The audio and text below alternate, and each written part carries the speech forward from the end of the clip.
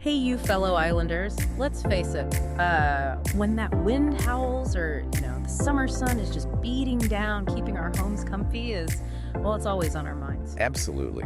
Finding that sweet spot, comfort without the huge energy bill. Mhm. That's the goal, isn't it? And that is exactly what we are diving into today. We're looking at heat pumps. Now, we're not just throwing around ideas here. We've got some really solid info, Mm-hmm. stuff straight from Natural Resources Canada, and importantly, the net zero free programs from our own PEI government. Yeah, those are fantastic resources. They give you the science bit, but also the practical side, like how islanders can actually benefit. Couldn't agree more. And, we have to give a big shout out here. Our friend Mike Montague from Remax Charlottetown, he actually pointed us towards these resources, said they were really important for, all of us here on the island. So thanks, Mike. Yeah, that's invaluable. When someone connects those dots, the resources available and what people actually need. Totally. So our mission today, let's keep it simple. We want to demystify heat pumps and these PEI programs too. Just give you the clear, no-nonsense info you need, help you figure out if this might be right for your place. Exactly. Cut through any confusion. Just practical understanding. Okay, now get this. You know your fridge, how it keeps things cold. Sure. Well, it turns out the same basic tech is in a heat pump, but it can warm your house too. That's right. It's pretty clever. And here's the real kicker. You ready? You might actually be eligible for a free heat pump right here on PEI. Yeah, that's a game changer for a lot of people. Okay, let's back up. What in the heck is a heat pump anyway? Right. So in simple terms, think of it like a reversible air conditioner or even, like you said, a fridge. It's an electrical device. Its main job is moving heat. It grabs heat from a cooler spot, even say the chilly outside air, and pumps it into a warmer spot, like inside your house. Huh. So it's not making heat like a furnace burns fuel. It's more like a heat taxi. That's a great way to put it. Yeah, a heat taxi. It uses electricity to move existing heat around. And Natural Resources Canada talks about two main types you'll hear about. There's air source, which are, well, pretty common across Canada. Okay. And then there are ground source heat pumps. The names kind of give it away, right? One Yeah. uses air, the other uses the ground or groundwater. Makes sense. Air and ground. And the Uh-huh. big win here, they aren't just for winter heating, are they? They do cooling too. Oh, absolutely. That's a huge benefit. They can heat your home in the winter and cool it down in the summer, year-round climate control from one system. All right, let's zoom in on those air source ones first, since, the source says they're more common. How do they manage that trick? Pulling heat out of cold air. It sounds kind of like magic. It does seem like it, but what's really clever is even when the air outside feels freezing to us, it actually still contains heat energy, quite a bit, actually. The heat pump is designed specifically to extract that available energy and, well, pump it inside your home. Then in summer, it just reverses the whole process. Takes the heat from inside your house and pushes it outdoors. So it's always moving heat from where you don't want it to where you do want it. Precisely. Yeah, it does this using a cycle. It involves heating, cooling, and maybe surprisingly, defrosting. Defrosting. Wait, why defrost in winter when it's trying to heat things up? Good question. Well, if the outside temperature is hovering around freezing while it's heating, moisture from the air can actually freeze onto the outdoor unit's coils. That frost acts like an insulator, makes it less efficient. So the heat pump periodically switches itself into a defrost mode just to melt that ice away, like your freezer might do. Ah, okay. Like clearing the windshield so you can see. Makes sense. Now, being here on PEI, we know winter can get seriously cold, like really cold sometimes. Do these air source heat pumps need a bit of backup when the temperature really plunges? That's a really critical point for islanders. Yeah. Modern air source heat pumps, especially the cold climate ones, are way better than they used to be. But when it gets extremely cold, like deep freeze temperatures, they might struggle to keep up on their own. Their efficiency drops. So they often need a supplementary heat source. That could be electric resistance heaters built into the system, or maybe a hybrid setup. Hybrid, like working with an existing furnace. Exactly. It can work alongside your existing furnace or boiler. So the heat pump does the heavy lifting most of the time, and the backup kicks in only when absolutely needed. It's often a team effort in the coldest weather. When we look at these things, you see these letters like CUP, HSPF, CR. Sounds like alphabet soup. Yeah, it can look like that. What do they actually tell us? Are they important? They are pretty important, yeah. Think of them as efficiency ratings. They measure how effectively the heat pump uses electricity to either heat or cool your home. So basically, higher numbers generally mean it's more efficient. You're getting more heating or cooling for the amount of electricity you pay for. Kind of like, fuel efficiency in a car. Higher MTG is better. We don't need a deep dive into the formulas. Just remember, higher number usually means more savings. Right. Higher numbers, lower bills. Got it. No, I've heard there are different kinds like single speed and variable speed. What's the lowdown on those? Good question. So single speed units are basically on or off. Full blast heat or cool or nothing. Okay. Variable speed ones are, well, smarter. They can adjust their output. They ramp up or down depending on exactly how much heating or cooling is needed at that moment. This usually makes them more efficient overall, and they can provide more consistent temperatures, Yeah. less fluctuation. And those cold climate models you hear about, they often use this variable speed technology and are specifically engineered to perform better in, well, our Canadian winters. So for us islanders, those variable speed cold climate ones sound like the ones to really look into. Definitely worth considering, yes. Yeah. And something else is super important is getting the size right. Size. Yeah, the heating and cooling capacity. It needs to be properly sized for your specific home by a qualified installer. Too small, and it just won't keep up.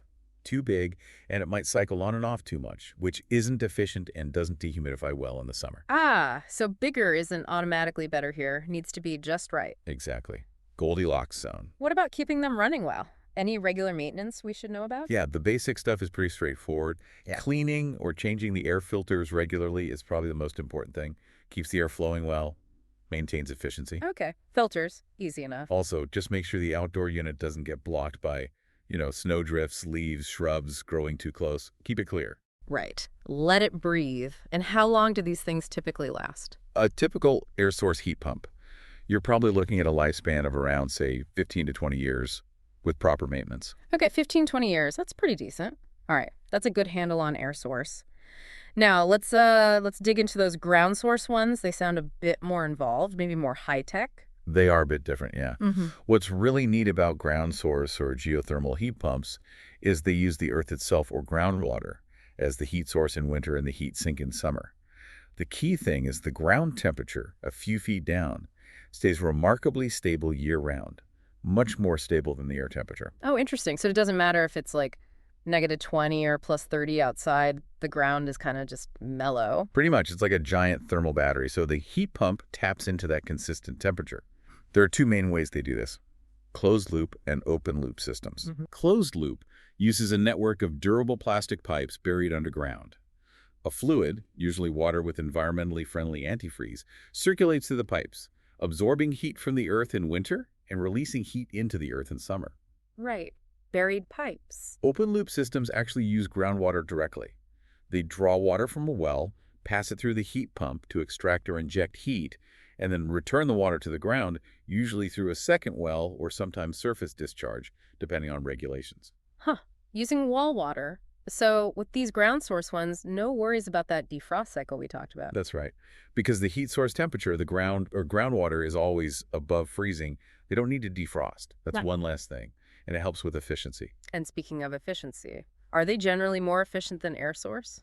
Yes, generally they are considered more efficient, especially when you compare them to, say, electric resistance heating or even air source heat pumps in very cold conditions. That stable ground temperature really helps. The energy savings can be quite significant. Plus, they tend to have a longer lifespan. The indoor unit might last 20, 25 years, and the underground pipe loop in a closed system, that can last for decades, maybe 50 years or more. Wow, 50 years for the underground part. That's impressive. Okay, so air source, ground source, both sound like good options depending on the situation. Now, let's get to the really exciting stuff for islanders listening. These net zero free programs from the PEI government. Who actually qualifies for a free heat pump? Because, that sounds almost too good to be true. It does sound amazing, but it's real. This is where it gets really beneficial for many islanders.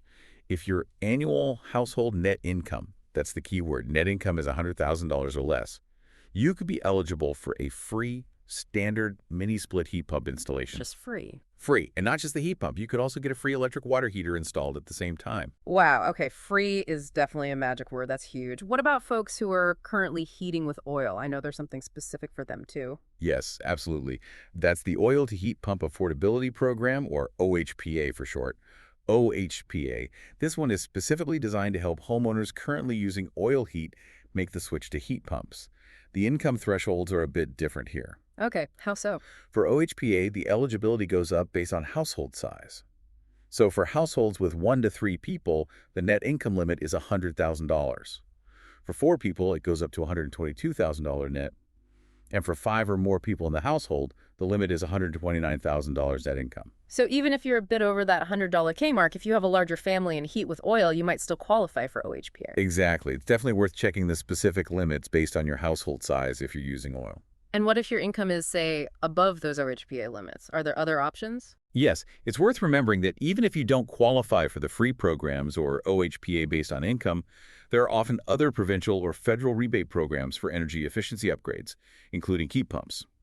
So always worth looking into what else might be available. Good point. Don't give up hope if you don't hit those specific numbers. Now, for OHPA, what are the key requirements besides income and heating with oil? Right, a couple of important ones. First, your oil usage. You generally need to show you've used at least 500 liters of furnace oil in the 12 months before you apply. Okay, 500 liters minimum. And this is really, really crucial. You must not have started any of the installation work before you apply and get approved. Ah, right, don't jump the gun. Exactly. The process involves a home energy assessment, which is arranged by the province after you're approved.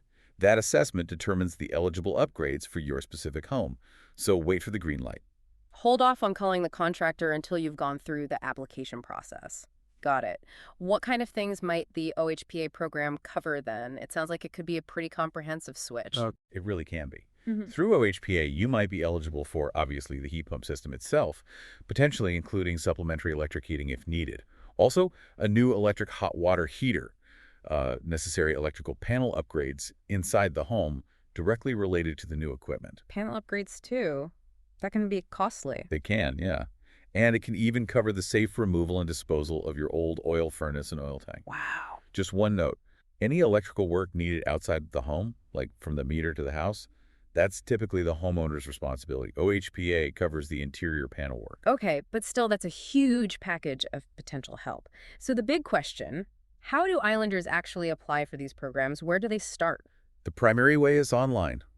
Go to the Government of PEI website, find the Net Zero Free Programs page. There's usually a prominent blue button to start the application. Okay, online. What if someone isn't comfortable with online applications or needs a hand? Good point. You can also get assistance at any Access PEI location across the island. Their staff can help you verify your income documents and submit the application right there. Perfect. Good to have that option. What kind of paperwork should people gather up before they start the application or head to Access PEI? You'll need proof of your total household net income. So that usually means your most recent Canada Revenue Agency, proof of income statement, or notice of assessment for you and your spouse or common law partner, if applicable. Alternatively, your GST credit notice showing your address and family net income, or your current Canada Child Benefit Statement can sometimes work too. Check the site for the exact documents. Okay, proof of income. What else? You'll also need a recent electricity bill from Maritime Electric or the City of Summerside dated within the last 3 months. You need to show the service address where the work will be done. Got it. Income proof and a recent power bill for the right address. So you submit the application. Then what happens? Is it a long wait? Well, after you apply, the program team reviews everything. They check if all the documents are there, figure out which programs you're eligible for. They'll contact you if anything's missing. Once you're deemed eligible, you'll get an email confirmation outlining the next steps. Applications are generally processed in the order they're received. First come, first served. Pretty much. Then, when your application is assigned to a contractor for that home assessment, you'll get another notification, usually by email. The wait times can vary, depending on demand and the specifics of each home. Patience is key, it sounds like, but worth it if you qualify. Definitely. And I think I read there's also a little extra kicker from the federal government for the OHPA folks. Yes, that's right. If you successfully participate in PEI's Oil to Heat Pump Affordability Program, you also automatically receive a one-time payment of $250. Oh, nice. That comes directly from Natural Resources Canada, the federal government. They'll mail you a check automatically after your provincial participation is confirmed. No separate application needed for that $250. That's a nice little bonus. Sweetens the deal even more. So if people want all these details, the nitty-gritty and that application link, where should they go online? The absolute best place is the Government of Prince Edward Island's website. Search for the Net Zero Free Programs page. All the eligibility details, income tables, document requirements, and the application link are right there. Perfect. We'll definitely put a link to that page in our show notes, make it easy for everyone. Great idea. Okay, so wrapping this all up then. It really sounds like heat pumps. They aren't just some future tech anymore. They're a genuinely smart option for islanders right now, for saving money, for comfort. Exactly. Both air source and ground source offer real benefits, and they're becoming much more accessible. Especially with these PEI and net zero free programs. I mean, that level of support makes a huge difference. It really opens the door for a lot more households to make the switch. Definitely encourage everyone listening to check their eligibility if you haven't already. It could be a game changer for your home and your wallet. And once again, a big thank you to Mike Montague at Remax Charlottetown for highlighting these resources for the island community. It's important info. Absolutely. Staying informed about these programs is key. So here's maybe a final thought for you to chew on. With these programs and this technology available, could a heat pump be the right move for your home? Could it boost your comfort, cut your energy costs? We really encourage you to click those links, think about your own situation, your energy use, and see what possibilities might be out there for you. Thanks for diving deep with